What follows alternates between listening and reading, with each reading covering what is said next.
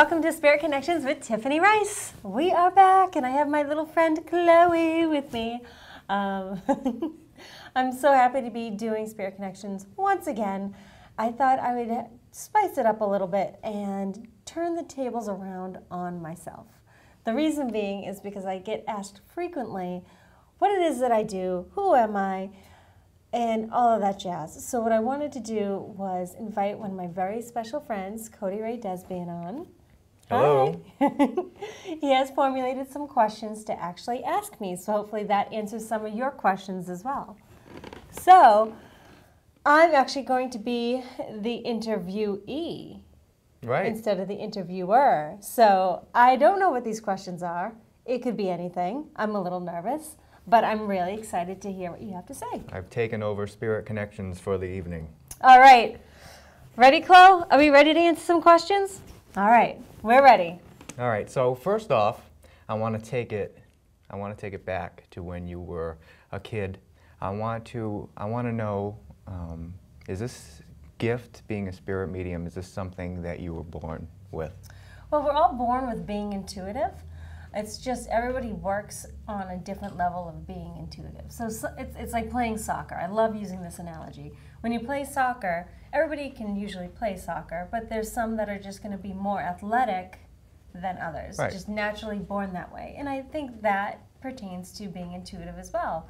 We have a different set of sensitivity, and I think for myself, it's really easy for me to hone in on my intuitiveness, where it might take you a little bit longer. But we're all capable of doing it. Right. So I've heard often from other people who have abilities and stuff that they started out knowing when things were going to happen, looking at the clock at a certain time.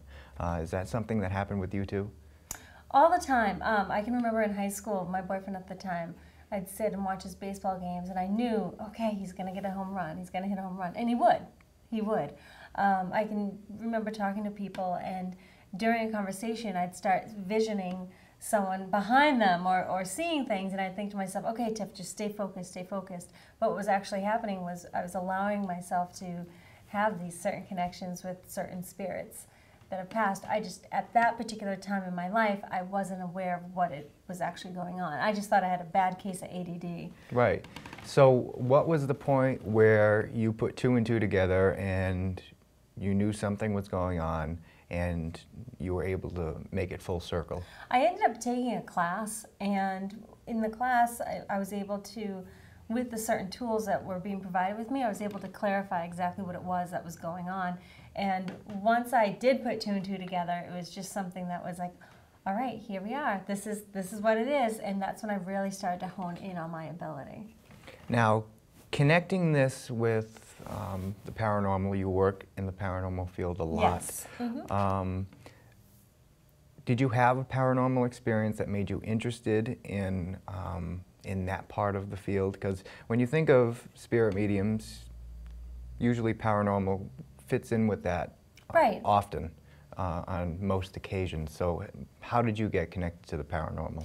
Well, actually, it was just something that I've always been into. Even growing up, being connected to the Ouija board. And I wasn't a huge fan of scary movies. I always slept with the lights on. I was always scared of the dark. But I can remember just knowing, always having that sense of knowing that there was more out there, constantly getting my tarot cards read. I'd rather go get my cards read when I was a teenager than go to a party. That's just kind of how things played out for me.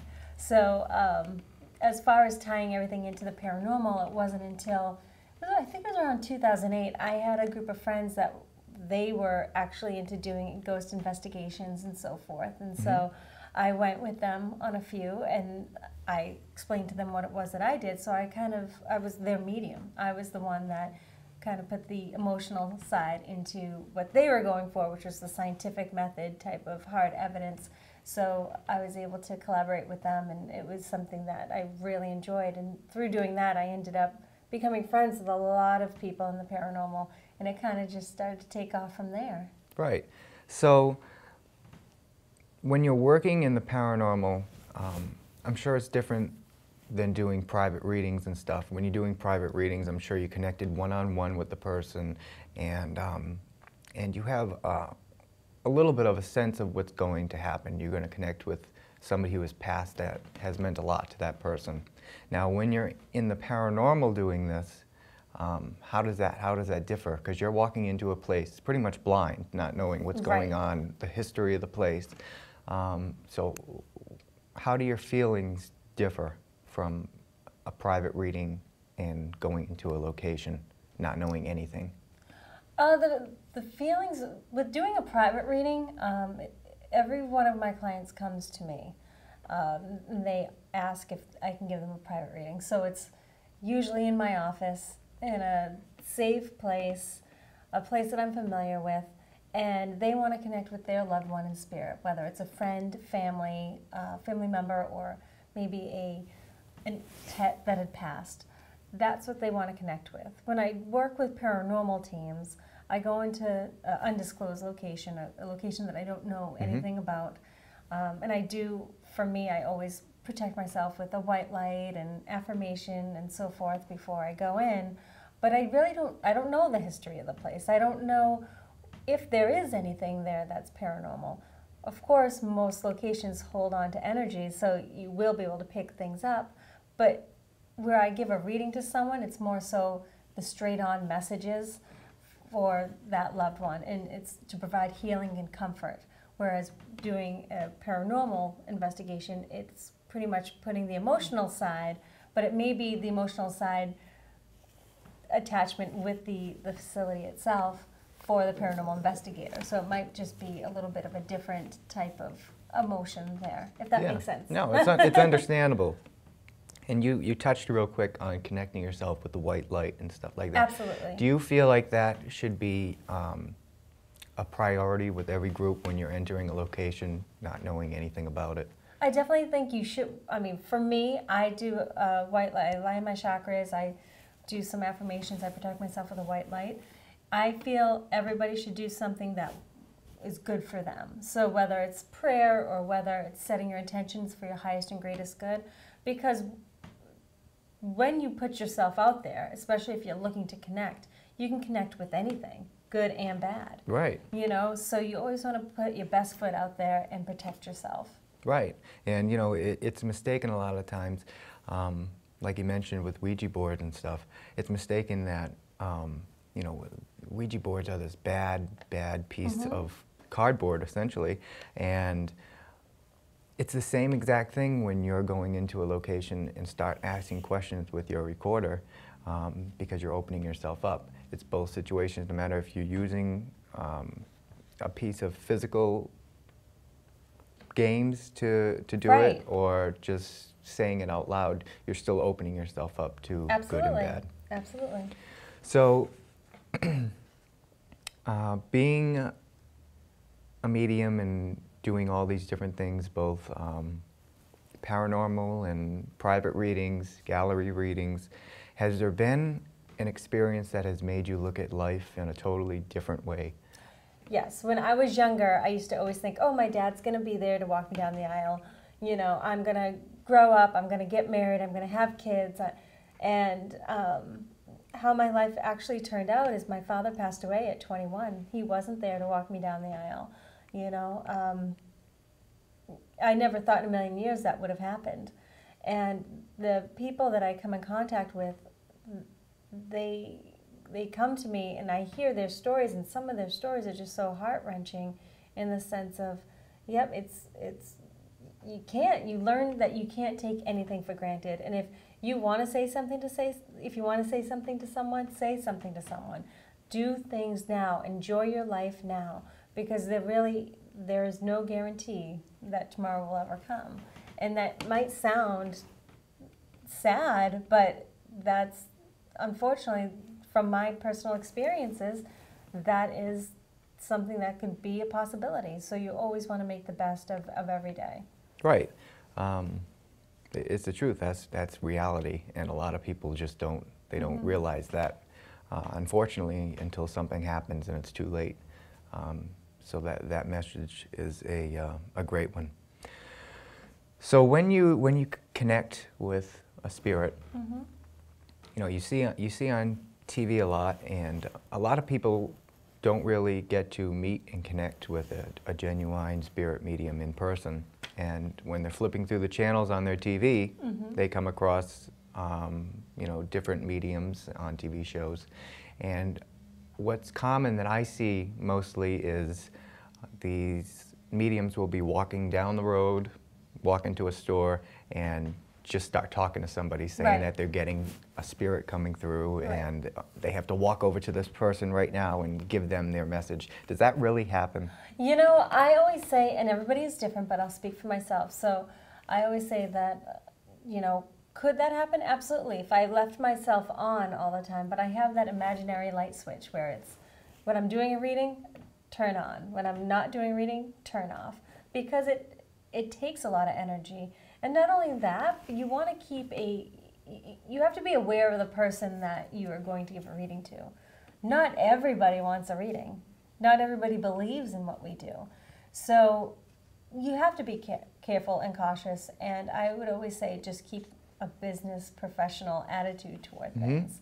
Because even though you might have a loved one coming through, you don't know how or what stage of grief the person that you're about to go up and tell them the information, you don't know where they are in that grief process. Right. So would I recommend other mediums to do that?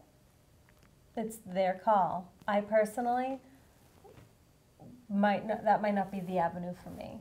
Right. So when you're having a connection with a spirit, what do you see? What do you hear? I'm sure a lot of people wonder that. The best way I can describe it is, okay, so Cody, what did you wear yesterday?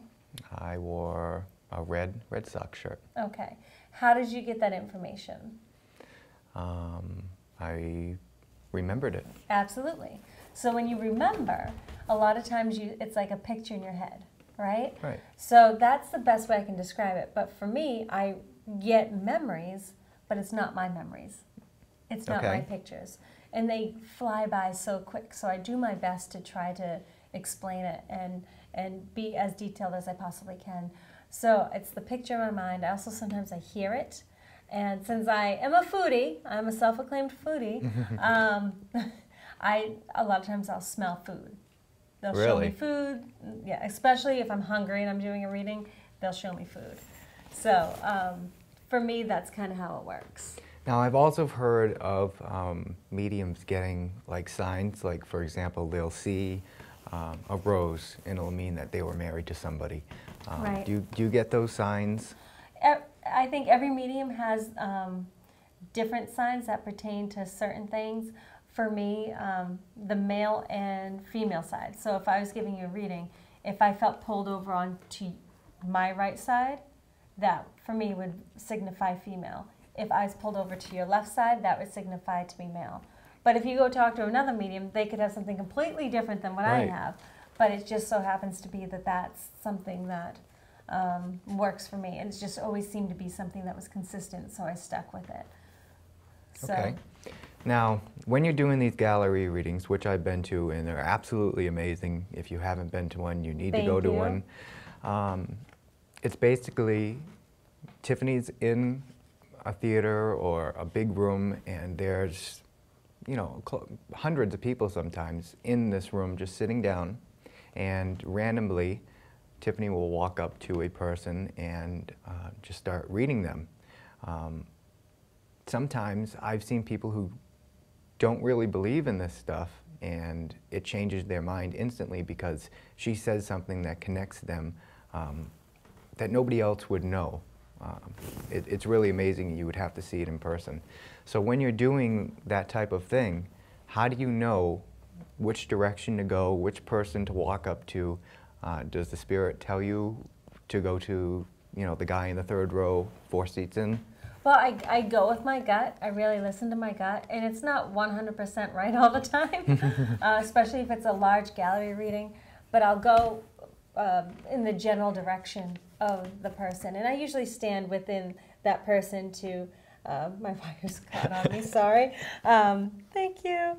But it's usually in that general direction. So if someone's over on my right-hand side, or I feel I need to go over to my right-hand side, I'll go over. I might stand in the middle of 2 people, but then I get pulled over in the right direction. And that's just learning to just really trust your gut and go with what you feel is right. Now, when you're doing these gallery readings, is there information that you say that may make sense some other time, or some things that haven't happened yet? Yes, because they don't have the same frequency as time. There is no frequency of time where they are. And that's what I like to believe anyways.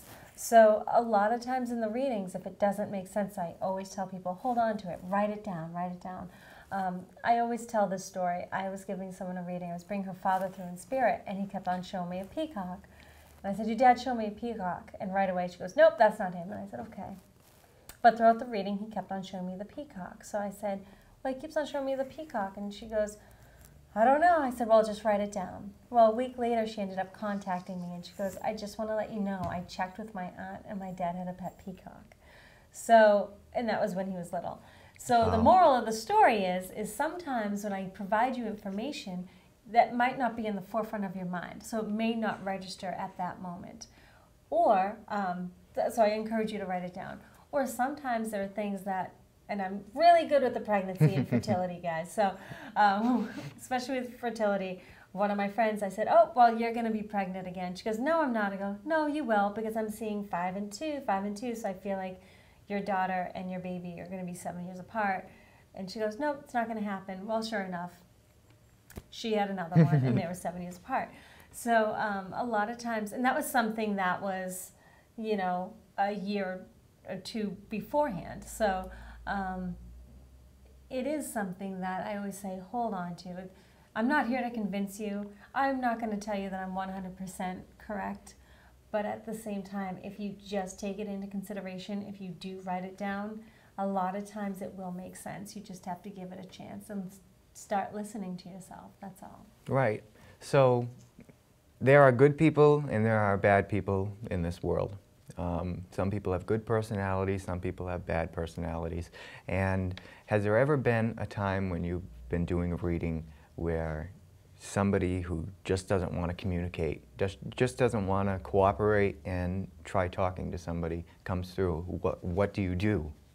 Well, that has happened before, where it's almost been somewhat awkward, where I've been doing a gallery reading and I said, oh, your dad's coming through. Nope, I don't want to talk to him. Well, I always say I have no control of who comes through or for how long.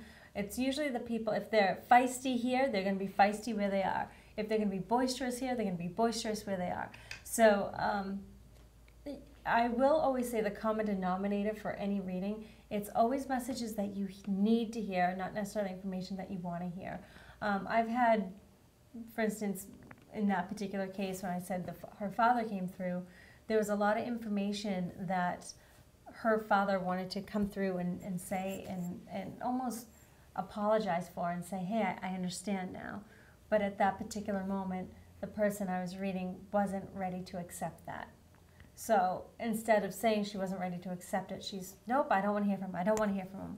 So I gave her a little bit of the information, and then I did move on from her because I didn't want her. I'm not going to force anybody to listen if they don't want to listen. Right. So.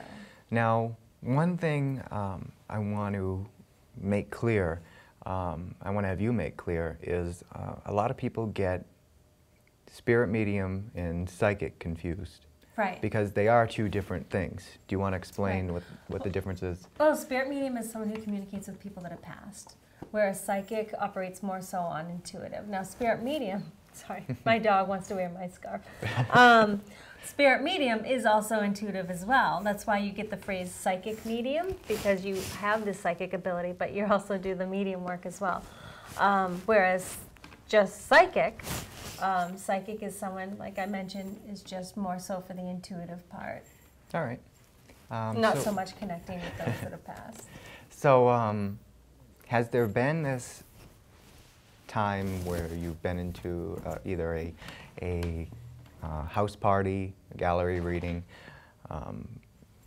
and the most memorable experience happened? One of your favorites, either communications with. Well, it's funny. I feel like I have so many to talk about, but there's some where it's just, it amazes me how crystal clear they come through. Right. You know, one that stands out in my mind. I was giving this woman a reading, and I was showing, her father in spirit was showing me all this artwork that she was doing, and he just kept on saying, tell her the golden ticket, and I kept on saying Charlie and the Chocolate Factory. And I said, he keeps on telling me to tell you the golden ticket and Charlie and the Chocolate Factory. And she said, oh my gosh, she goes, she had just hung up a Charlie and the Chocolate Factory mural in her kitchen. Wow. She was just redoing. So that was something that was just, wow. And of course, I love Charlie and the Chocolate Factory. So it was something that I just remembered. And I'm like, that's just, it's so interesting to me that Spirit will provide you information of them saying, even though I'm not here physically, I'm still here. I still know what's going on. You know, and that's something that does provide comfort for people. I'm not a therapist. I can't fix everyone's struggle, but if I can provide them comfort, that's what I try to do. That's amazing. Mm-hmm. It must be an amazing feeling to be able to provide that for somebody Right. and help them out in a way that most people can't. Exactly. So one of the last things I want to talk about is this show. How did this all begin? It's been, what, like 4 years now? Yeah, you know, I think it is, yeah, it's been 4 years. It's been 4 years. I started it April 26, 2011 in my old apartment, and I used to joke around and call it Studio 807. That was my address. So I started it in my old apartment. Tim Weisberg had contacted me and wanted to know if I wanted to do a show such as this, and so I ended up doing it, and I did this out of my apartment weekly for about 6 months, and then I ended up moving it on over here to the studios, and it's been going ever since. We've had some changes. We've had, you know, people come and go. We've had, the show was 60 minutes. Now it's a pre-recorded 30 minutes just because it's actually something that's really good. Everything as far as my career goes, since I've been doing my mediumship full time, I have been taking on a lot of clientele and been traveling so much. So it works best if we do the pre-recordings. And that way everybody wins. Everybody can still watch Spirit Connections with Tiffany Rice, and I can go and provide my service that I love to provide to people, and it works out. So I'm still broadening the minds of the viewers and still doing what I love to do. Right, and finding the balance. That's really great. Not too many people can keep a show going for that long, which is good, and keep the guests coming and interesting and new all the time, which is great. Like you said, there have been a lot of changes, and one of the changes has been you starting to do your medium work full time, which is great. I congratulate you on that. Thank you. Leaving a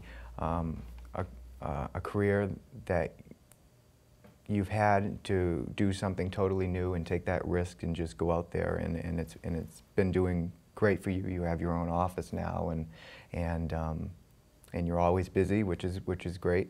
So how would people, if they want a private reading, if they want to book a house party at their house and have friends over for a reading, or how would they find information to go to a gallery reading?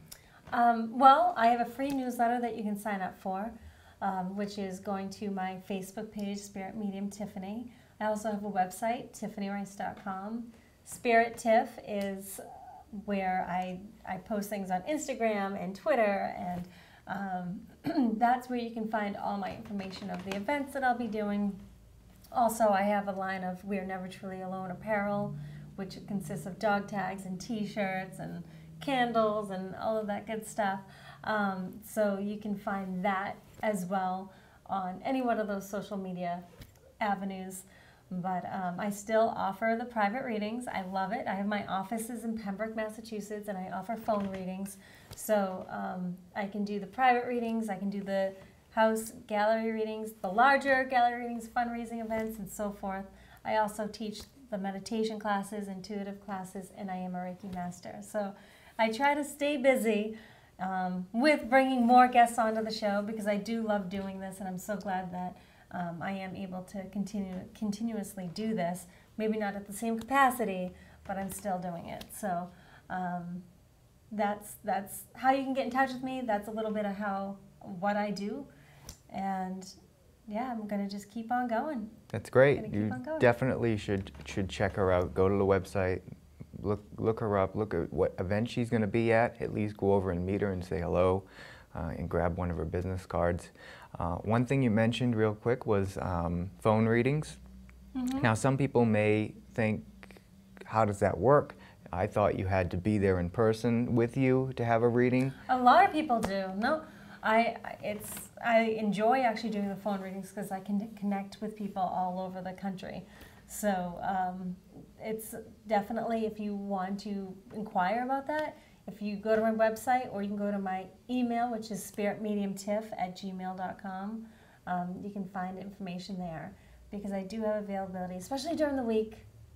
And if not, I'm doing an event at Ocean State Paracon in Rhode Island coming up in July, and I'll be doing a gallery reading there, and that's to help the Wounded Warrior Project. So if you guys just stay informed and keep watching, you know you're going to hear it. So, do you have anything coming up that you can name off the top of your head besides Ocean State? Are you going to any events? Do you have any public events going on? Well, yeah, I mean, I will be traveling a lot. My classes I teach by demand, so if you guys are interested in taking a class, please inquire about it, and we can definitely set something up. And again, Ocean State Paracon I have coming up. I'm going to be at Hartford Comic Con. I'm also going to be at Rhode Island Comic Con. So if you just stay in the loop, I would love to be able to tell you all of that stuff. Well, I'd like to thank you for letting me take over the show for tonight. Yay! It's been great. Night off. I know that's probably great for you since you're really busy. But I hope everybody out there got to learn something that they didn't know, maybe were a little confused about. Hopefully it's all straightened out now, and you know a little bit more about your host.